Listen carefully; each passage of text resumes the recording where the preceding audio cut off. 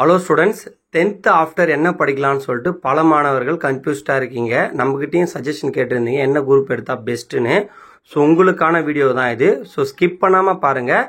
கண்டிப்பாக இந்த வீடியோ பார்த்ததுக்கப்புறம் உங்களுக்கு ஒரு தெளிவான ஒரு சொல்யூஷன் கிடைக்கும் நான் நம்புகிறேன். ஸோ இந்த நேரத்தில் எனக்கு கேமரா பிடிக்க ஆள் இல்லை. ஸோ நானே தான் கேமரா பிடிச்சி உங்களுக்கு சொல்யூஷன் பார்த்தீங்கன்னா இப்போ நான் சொல்ல போகிறேன் குரூப் என்னென்னலாம் இருக்குன்னு. ஸோ பார்த்தீங்கன்னா நீங்கள் 10th ஆஃப்டர் என்னென்ன குரூப்லாம் சேரலான்னு பார்த்தீங்கன்னா ஃபஸ்ட்டு பார்த்தோன்னா குரூப் 1 ஓகேங்களா. இது என்னன்னா ஃபிசிக்ஸ், கெமிஸ்ட்ரி, மேக்ஸ், பயாலஜி. இந்த குரூப் படிச்சிங்கன்னா நீங்கள் ஆல்ரவுண்டர் மீன்ஸ் நீங்கள் எல்லாமே நீங்கள் படிக்கலாம். மெடிக்கல் சைட் போகலாம், இன்ஜினியரிங் போகலாம், ஆர்ட்ஸ் அண்ட் சயின்ஸ் போகலாம், அக்ரிகல்ச்சர் போகலாம். அப்புறம் பார்த்தோன்னா நீங்கள் லாவும் படிக்கலாம். உங்களுக்கு லாக்கு டோட்டல் முக்கியம் ஓகேங்களா. இது ஒரு குரூப், ஃபர்ஸ்ட் குரூப் ஓகேங்களா. ரெண்டாவது பார்த்தோன்னா குரூப் 2. இது பார்த்தோன்னா physics, chemistry, maths, computer science. இந்த குரூப் நீங்கள் எடுத்தீங்கன்னா நீங்கள் பார்த்தோன்னா இன்ஜினியரிங் படிக்கலாம். மெடிக்கல் துறை நீங்கள் படிக்கவே முடியாது.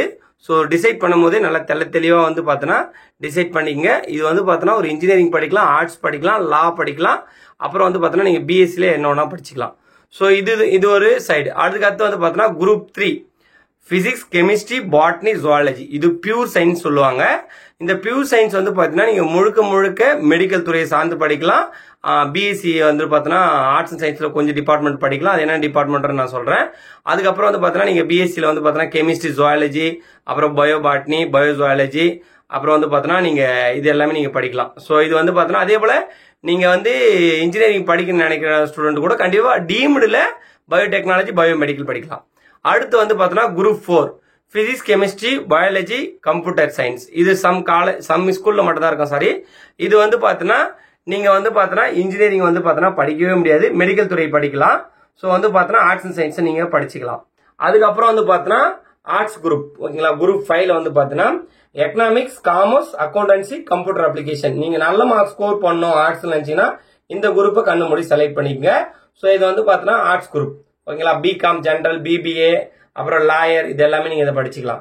குரூப் 6ல பார்த்தோன்னா economics, commerce, accountancy, business maths. உங்களுக்கு பார்த்தோன்னா இந்த பிசினஸ் மேக்ஸ் மட்டும் சூஸ் பண்ணும்போது கொஞ்சம் கேர்ஃபுல்லா சூஸ் பண்ணுங்க. இது என்னோட சஜஷன். ஸோ இந்த குரூப் எடுக்கும்போது நல்லா யோசிச்சு எடுங்க. இது கொஞ்சம் டஃபஸ்டா தான் இருக்கு. அதுக்கப்புறம் பார்த்தோன்னா குரூப் 7ல பாத்தீங்கன்னா எக்கனாமிக்ஸ், காமர்ஸ், அக்கௌண்டன்சி, ஹிஸ்டரி ஓகேங்களா. ஹிஸ்டரி நல்லா வரும் அப்படின்னா நீங்க இந்த குரூப் எடுத்துங்க. அப்புறம் பார்த்தோன்னா group 8 chemistry, physics, biology, home science ஓகேங்களா. அதுக்கப்புறம் பார்த்தோன்னா குரூப் 9 பார்த்தோன்னா வொகேஷன் குரூப் இருக்கும். ஸோ இதுதான் பார்த்தோன்னா நீங்க 10th ஆஃப்டர் என்னென்ன குரூப்லாம் படிக்கலான்றது தெளிவா நான் இப்போ உங்களுக்கு சொல்லியிருக்கேன். நீங்க இப்போ எடுக்க போற குரூப் தான் உங்களுடைய காலேஜை டிசைட் பண்ண போகுது. ஸோ நீங்க நல்லா 400 மார்க் மதிப்பெண் மேலே வரும்னா ஸோ இந்த 2 குரூப்பை கண்ணு மூடி செலக்ட் பண்ணிடுங்க.